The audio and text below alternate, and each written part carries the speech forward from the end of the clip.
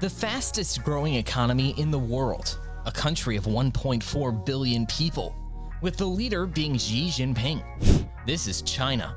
This is a story about strict regulations and obedient people. This is why China is becoming the wealthiest and most prosperous country. Before starting the video, be sure to smash the like button and subscribe to never miss out on any of our videos.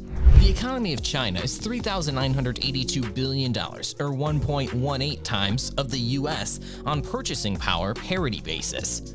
According to estimates by the World Bank, China's GDP was approximately 11% of the US in 1960, but in 2019, it was 67%. Comparing the United States and China by economy.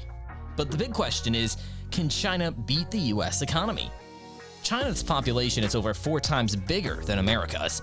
Its economy could surpass America's scale long before it matches in its sophistication. Its gross domestic product per person needs to reach only 1/4 of America's for its total gross domestic product to become the biggest in the world. Commence with China. Looking around your home, you will find almost everything of Chinese origin. According to statistics, 60% of technology components originate there, cheaper and frequently of high quality. Therefore, China has a sizable market share and provides most of the raw resources. That is the first explanation for China's success in the international market. The next stage is where a very significant transformation will occur in the future. Social media specifically. As most people know, social media usage is subject to stringent regulations in China. Some people may find this overbearing, but it's a wise decision that teaches you self-control in the long run. The fact that many young people lack fundamental knowledge, such as knowing the name of the capital of Italy, shows that this is the case in America. They are worthless. Additionally, when asked who the most well-known female TikToker is, they can respond in less than 5 seconds. Additionally, studies have shown that excessive social media use makes it harder to concentrate at work and causes your short-term working memory to function less effectively.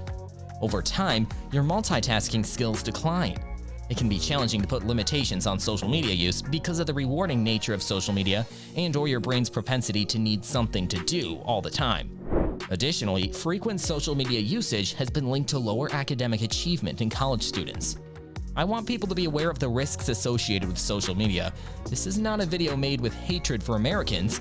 My own usage of social media is limited to 4 days per week. What do young Americans and Chinese want as a job later on?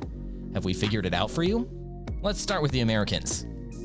About 86% of young Americans surveyed said they're willing to try out influencing on their social media platforms, and 12% of young people said they already consider themselves one, according to a report from Morning Consult.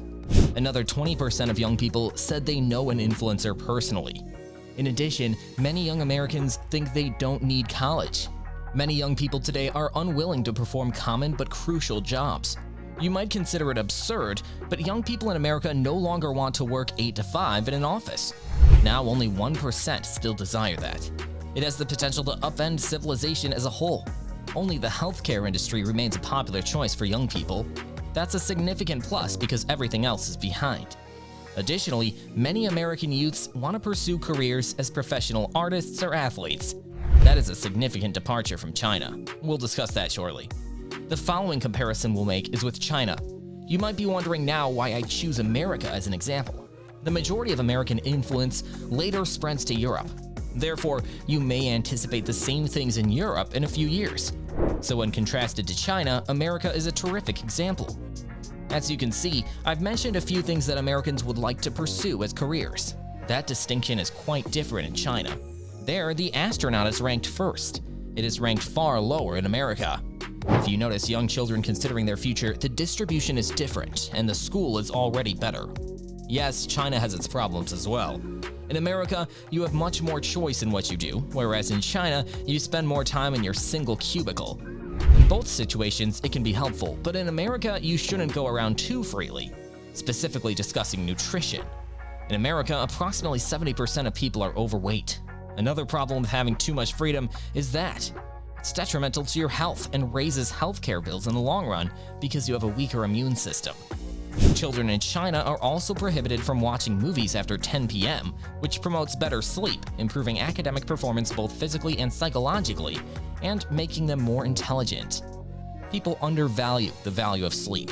Even if it isn't always enjoyable, the government occasionally needs to make restrictions since they are ultimately beneficial. Another measure China has taken to combat gaming addiction is banning underage gaming during the week. They are only permitted to play video games for 3 hours on the weekends. Before playing some games, you must pass a facial recognition test. This avoids putting more hours into video games anyway. When did China's economy overtake the US? In one of the most recent revisions, the Center for Economics and Business Research, a UK think tank, thinks China will overtake the US as the world's biggest economy 2 years later than it previously expected when it was last made a forecast in 2020. Now it thinks it will happen in 2030. That could also come from the new generation than going into business. The difference is going to be much more significant. I don't want to say it's because of that, but researchers say it has to do with it. I just said that the Chinese market will surpass the American one around 2030. That was taken from a Bangkok-based report. According to a completely different news source, it will be feasible in 2060. It's not about the market, it's about the overall context in which it exists. What does that mean? Because it affects not only imports and exports, but also the entire infrastructure. Think about these things. How is the nation's healthcare system doing? Is it reasonably priced for everyone? Is everyone healthy? Is there a large pool of talent available for innovation? If so, the supply is sufficient. The economy is already improving over time. Environmental rules are a different factor that can have a significant effect. America must adhere to NATO regulations and is more worried about the environment. Since it is so expensive, it cannot be used to boost the economy. China can use those billions to invest in the country's future. In recent years, the US market has been able to catch up. This is because of the COVID-19 period. In China, the entire economy was at a standstill for almost 2 years. Now China is a few years behind that because of that. China also used to have a very closed stock market. More and more are being opened there to foreign investors. Only 5% of all investors invest in the Chinese stock market. China's tremendous growth can be attributed to several factors, including large-scale capital investment, vigorous growth in production, and booming domestic consumption. But past experience has shown that internal economic growth automatically translates into similar domestic stock market increases. This may change as the country becomes more open and barriers for foreign investors are lowered. Investment choices may be limited by geopolitical risks and regulations. Investors should weigh the benefits of access to China against these potential limitations and consider investing indirectly in China. But China's internal economic growth has sometimes translated into a similar increase in the domestic stock market. In 2020, China began lifting some restrictions on foreign investors. They created totally new opportunities, which investors must recognize.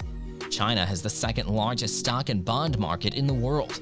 These markets are becoming increasingly open and included in global indices. There are also fewer and fewer barriers for foreign investors, creating substantial new opportunities. However, experts' views on the Chinese domestic market are indispensable to making the most of these opportunities.